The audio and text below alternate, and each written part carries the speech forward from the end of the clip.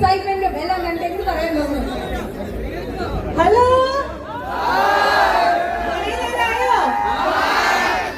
ഒരുപാട് സന്തോഷമുണ്ട് ഇവിടെ വന്ന് നിങ്ങളൊക്കെ കാണാൻ പറ്റിയതിൽ. എന്താ അപ്പൊ എല്ലാവർക്കും താങ്ക് യു സോ മച്ച്. അപ്പൊ ഞാൻ ഇവിടെ നിങ്ങൾക്ക് മൽഗോവ നിങ്ങൾക്ക് സമർപ്പിക്കുകയാണ്.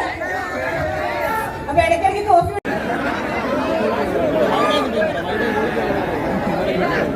Thank you.